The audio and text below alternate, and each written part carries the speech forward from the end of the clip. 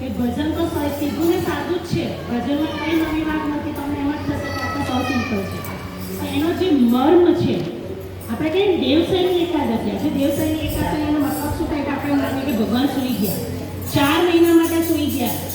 જેવી રીતે સ્ત્રીને જિંદગીમાં નવરાશ નથી મળતી જન્મથી કે મરણ સુધી, એવી જ રીતે ભગવાનને પણ આરામ નથી. ભગવાન આપણી અંદર બેઠેલો છે, બધું કર્મને આધીન છે. આપણે જે કર્મ કરીએ છીએ એ બધું ચોપડે લખાય છે.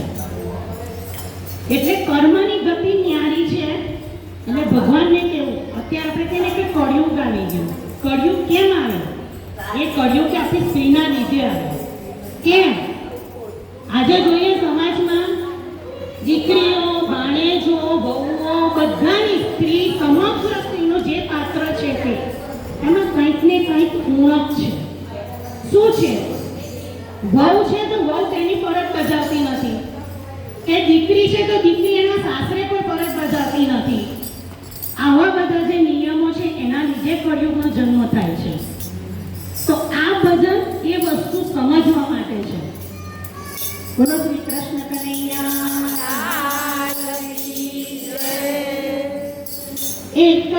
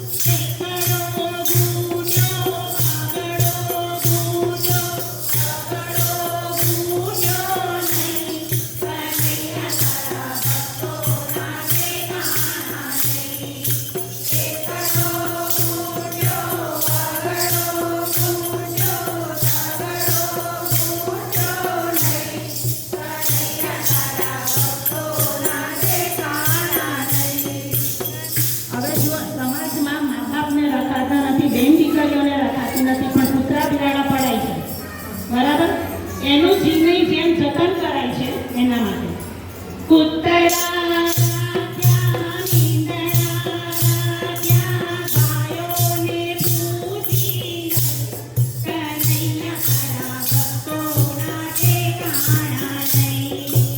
કૂતરા ત્યાં મીંદડા ત્યાં ગાયોને પૂજી કનૈયા તારા ભક્તોના ઠેકાણા